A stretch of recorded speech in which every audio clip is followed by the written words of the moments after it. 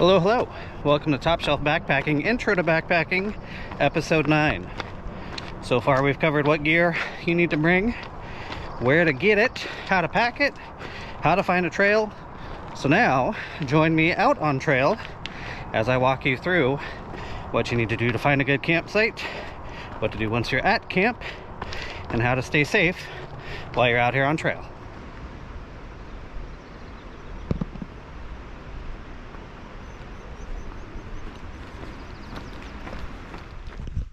So part of being out on trail is following the 7 principles of leave no trace. Principle number 1 is plan ahead and prepare. Now, I could have driven up here to see if there was any snow, and that would have helped me prepare a little bit better, but I didn't. I also didn't bring any micro spikes. However, I was keeping an eye every time I drove by the mountain, although I couldn't see the top, didn't see any snow, and I've been up here in the snow before, and it was okay, but fully prepared to turn back if things got sketchy toward the top there. Thankfully for me, today they didn't. I also used AllTrail Pros, which allowed me to download the map onto my phone, and that helped make sure at every connection I came to, I was headed the right way. And there were a couple spots where you were bushwhacking a little bit, and it's easy to get off trail there accidentally. So, helpful to have that.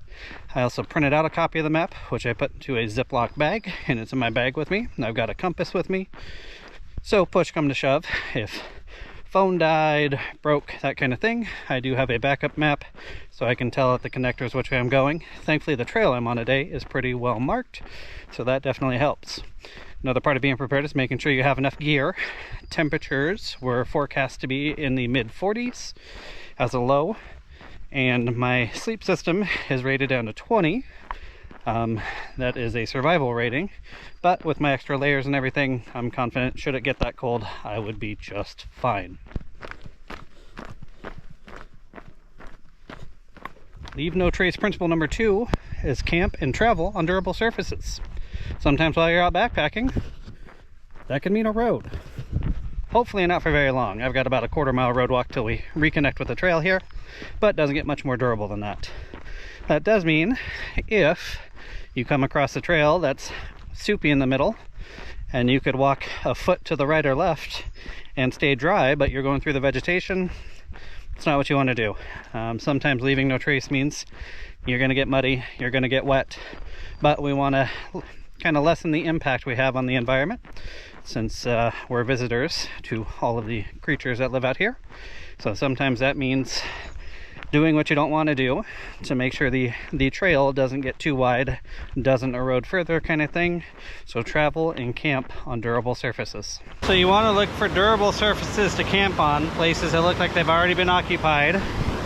This small patch here is awfully close to the water, which sounds like a good thing, but you want to try to camp at least 50 feet away, and you also want a good bathroom access, which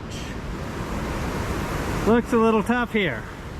So in a pinch, if you've got a small enough tent, maybe you could pitch here. Definitely got some spots to hang a bear bag, but this would not be a prime spot. So you've hiked miles and miles, you think you found a spot to camp. Let's take a look here. Not the flattest spot ever, but I bet you I could get a tent right here. I am at least 50 feet from the water. I'm off the trail a little bit.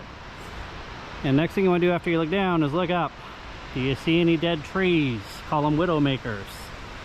There's a couple way over there. If they fell, they hopefully would not land on me. But none here in the immediate vicinity. So, if you decided you want to camp here, I think it would be a safe spot to do so. Part of trekking on durable surfaces means avoiding cutting switchbacks, because that can lead to a deterioration of the trail, and often you're trampling on plant life, which we don't want to do. So avoid cutting trails. You think it might save you a little time, but usually they're a lot harder, so just keep on the durable path.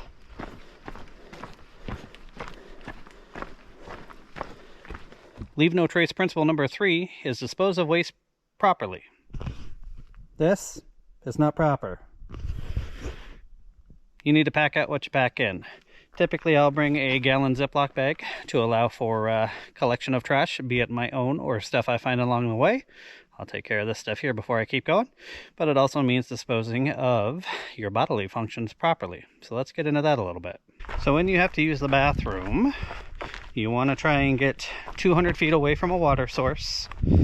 And if you're peeing, you want to do it on a durable or kind of a, used surface there. Sometimes that may mean the trail is the best spot. If it's not a popular trail and you think you can get away with it, go for it.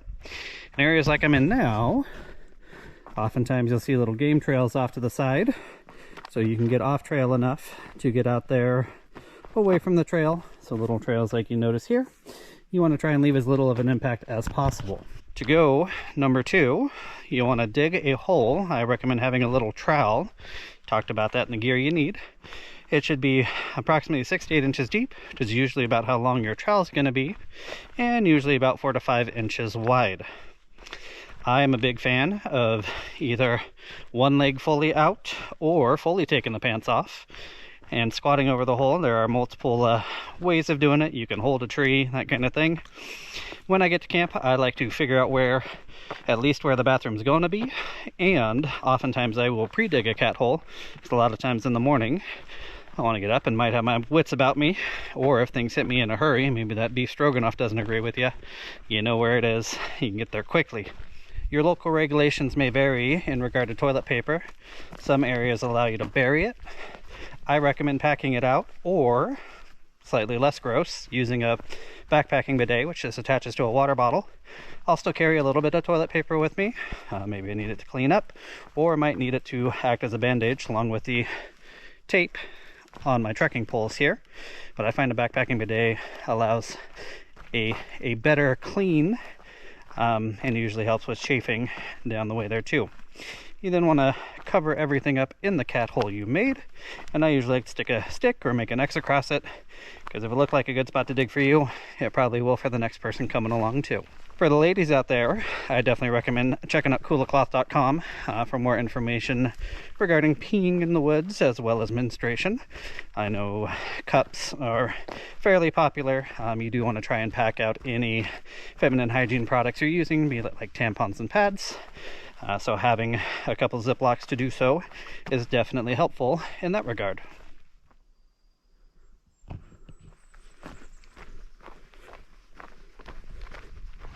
So part of backpacking is filtering water. Hopefully you're in an area where you can do so you don't have to carry it all. Currently I'm here next to Oneata Creek, which emanates from a spring, meaning it comes out of the ground less than a quarter mile upstream here. Now even if it came out of the stream, out of the rocks right here, I'm still going to filter it. Who knows, did something leach into that spring, that kind of thing. So let me show you my process for filtering water. First thing I like to do is connect my Sawyer Squeeze to my Canuck Vecto. You do want to make sure you have some sort of cap on if you're doing so, because you don't want to get contaminated water into the parts where your mouth may go. I'm going to undo the slide here, and the reason I like the Canuck Vecto so much, sorry for the shaky camera there, is this giant opening. So that makes it really easy to get down near the water and dip it in. I've got just shy of 2 liters to filter to here. So now we will put our slider back on, and then I will squeeze that in to these 2 bottles here.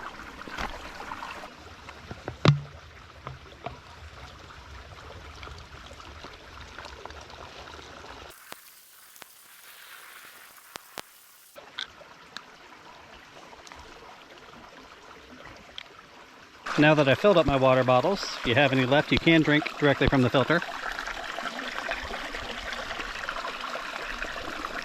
These filters can also be screwed directly to a smart water bottle. And that way, if you, don't have a Canuck, or you get a hole in it or something, you can put dirty water into that and then drink directly from it. I'm not a big fan of that. You have to kind of burp it to get air in there. And I like kind of having a dirty and a clean, so I know what's what. Makes it easier for adding drink mixes, that kind of thing. The taste of the water has nothing to do with how safe it is to drink, meaning you might filter it and it still tastes a little dirty. Doesn't mean it's not safe to drink. Big reason to bring drink mixes and electrolytes to make some of the less great tasting water a little more palatable. Now that we're done filtering, I detach these. You do want to make sure your O-ring is still intact, and then I will roll these up together kind of like that, just so it fits into my mesh pocket a little easier. If you have longer water carries, it's smart to camel up, and that's basically drink as much water, you know, a liter or so while you're here, and then fill up those bottles, so that way you kind of got a little reserve built right in there.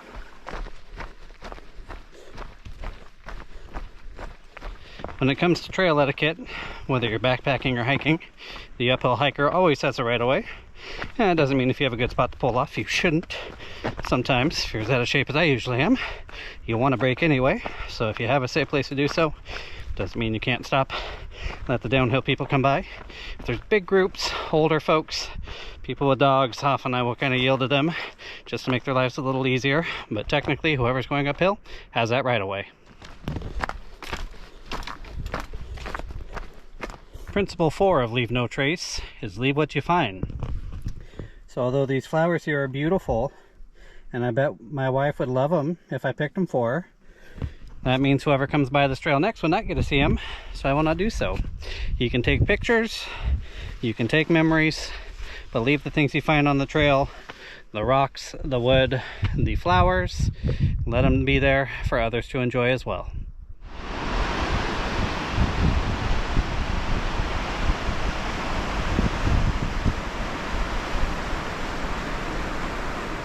Leave no trace principle number 5 is fire safety. And on your first backpacking trip, the easiest way to have a safe fire is to not have one. You always do want to check local regulations, see if they're an option.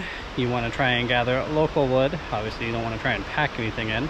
Although I always recommend having a fire starter with you. It's one of the 10 essentials. I find that the safety versus the enjoyment is just not there. You always want to make sure you have ash soup when the fire is out, so you want it to burn all the way to ash, and then pour enough water in it that you can literally stick your hand into it. And I never want to stay up late enough or go back and forth between water enough to do that. So even though this campsite I'm currently at has kind of a fire ring there that I'm sure hikers have made over the years, I wouldn't recommend having a fire on your first trip out. Save it for a little more experience when you know it's actually safe, which is usually going to be like in the winter time when you may not be out backpacking, but it just gives you one less thing to worry about. So here you can see where somebody kind of set up a fire pit right next to the water. I guess that's good, but they kind of did it in a bunch of vegetation here. So tisk tisk, if you're going to do a fire out here, definitely over yonder. But with all this vegetation out here, fire risk is definitely high, so I would just recommend not doing one at all. Leave no trace principle number 6 is respect the animals. Try not to get too close to anything, especially large things. If they change the way they're acting, you are too darn close. But it could just mean keeping your eye out for little slugs like this guy and trying not to step on them. Sometimes it's easy as that. It also means paying attention to your food, be it hanging your food at night so they can't get to it. It means trying to not leave crumbs around. We don't want animals to become used to humans and become reliant upon us. So do everything you can to keep your crumbs in your little trash bag. Make sure you're packing everything out so we can be kind of these animals and call these woods home.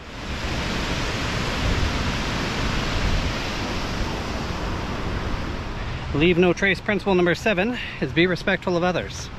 So that means yielding to the uphill hikers, means not blasting your music, no Bluetooth speakers, just generally paying attention to things, staying on the trail, disposing of your trash properly so others don't have to see it.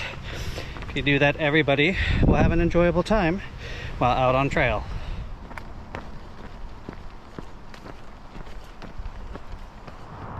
So you made it back to the trailhead from your first adventure. Congratulations. I'm going to end it by taking you back to the beginning here and talk about parking a little bit. So, where I'm currently at, I see no signs that say no overnight parking, which makes me think I can park here overnight. But what I do see that I don't like is broken glass seemingly everywhere. And to me, that means since we're so close to the freeway, people probably drive through here at night and assume if you're parked here, you're not coming back from a hike, you're probably out backpacking. and that makes your car a target. Because of that, I often try to get dropped off at trailheads like this. I day hike out here a lot, so I know that that is a frequent thing, and you may not have that option, but just keep in mind the parking situation before you head out, because nothing worse than getting to the trailhead to go on your first adventure to realize, oh, can't overnight park here, or I need a pass I don't have, that kind of thing. So do your homework ahead of time. Stick to the 7 principles of leave no trace. Make sure your campsite is safe, no widowmakers, far enough away from water. Don't recommend having fires your first time out, but kudos to you for getting out on your first trip. Check back next week as we go over some common mistakes. Then the following week we'll cover what to do after you've gone on your first trip, and that will conclude the series. For more information on everything you see on this channel, visit topshelfbackpacking.com, and until I see you again, cheers. Pro tip, bring a change of clothes, a fresh bottle of water, and stuff to leave at the trailhead in your car, so when you get done, you can change and feel a little more refreshed.